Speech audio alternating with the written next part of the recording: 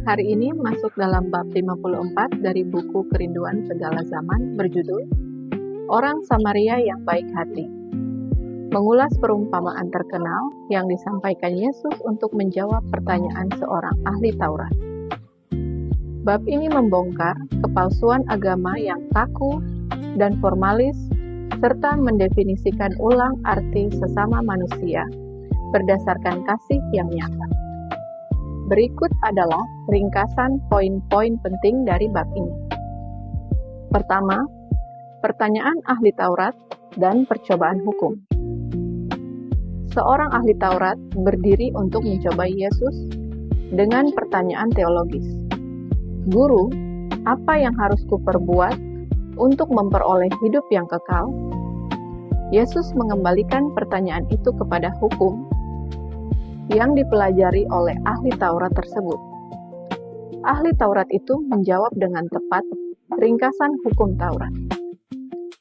Kasihilah Tuhan Allahmu dengan segenap hatimu, dan dengan segenap jiwamu, dan dengan segenap kekuatanmu, dan dengan segenap akal budimu, dan kasihilah sesamamu manusia seperti dirimu sendiri.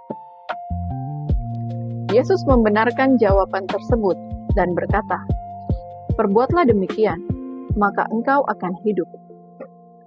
Namun ahli Taurat itu merasa terpojok karena tahu hatinya belum melakukan hukum kasih tersebut.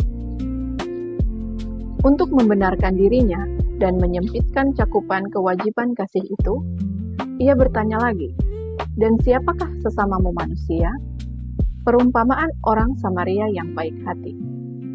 Sebagai tanggapan, Yesus menyampaikan perumpamaan tentang seorang pria yang berjalan dari Yerusalem ke Yeriko dan dirampok, dipukuli, sampai babak belur, lalu ditinggalkan setengah mati di pinggir jalan. Imam dan orang Lewi. Seorang imam melintas, melihat penderitaan korban, namun melewatinya dari seberang jalan. Kemudian seorang Lewi melintas, mendekati korban, tetapi juga memilih pergi. Keduanya adalah pemimpin agama Yahudi yang sibuk dengan ritual ibadah, tetapi hati mereka dingin, mementingkan diri dan takut kotor atau repot. Orang Samaria. Seorang Samaria, bangsa yang dibenci, dihina, dan dianggap kafir oleh orang Yahudi, melintas di tempat itu. Ketika melihat penderitaan orang Yahudi tersebut, hatinya tergerak oleh belas kasihan. Tanpa memedulikan perbedaan ras, agama, atau bahaya bagi dirinya, ia merawat luka-lukanya dengan minyak dan anggur, menaikkan ke atas keledai tunggangannya, membawanya ke rumah penginapan, serta membayar seluruh biaya perawatannya. Poin yang ketiga, pembalikan pertanyaan dan definisi sesama manusia. Setelah menyampaikan perumpamaan tersebut, Yesus bertanya balik kepada ahli Taurat, "Siapakah di antara ketiga orang ini, menurut pendapatmu, adalah sesama manusia dari orang yang jatuh ke tangan penyamun itu?" Ahli Taurat itu tidak dapat memungkiri kebenaran tersebut. Meskipun ia begitu gengsi untuk menyebutkan kata orang Samaria. Ia menjawab, "Orang yang telah menunjukkan belas kasihan kepadanya." Yesus lalu berkata kepadanya, "Pergilah dan perbuatlah demikian." Poin yang keempat, makna spiritual dan prinsip kasih sejati. Ellen G. White menyingkapkan pelajaran rohani yang mendalam dalam bab ini. Siapa sesama kita?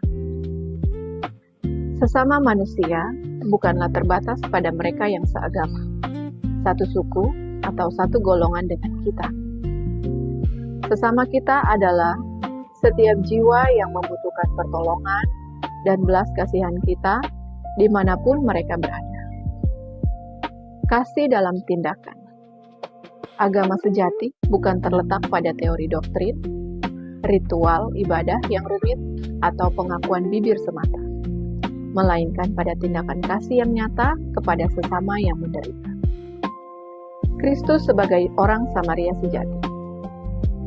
Secara rohani, perumpamaan ini melambangkan misi Kristus sendiri. Manusia adalah korban yang dihantam oleh dosa dan iblis.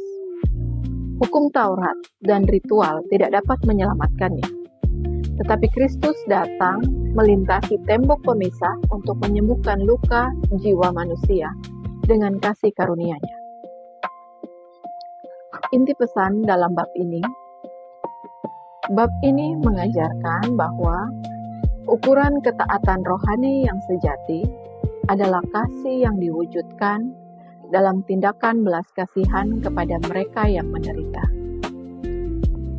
Ellen G. White menekankan bahwa mengikuti Kristus berarti meruntuhkan tembok prasangka ras, agama, dan status sosial, serta menjadikan setiap manusia membutuhkan pertolongan sebagai sesama yang harus dikasihi.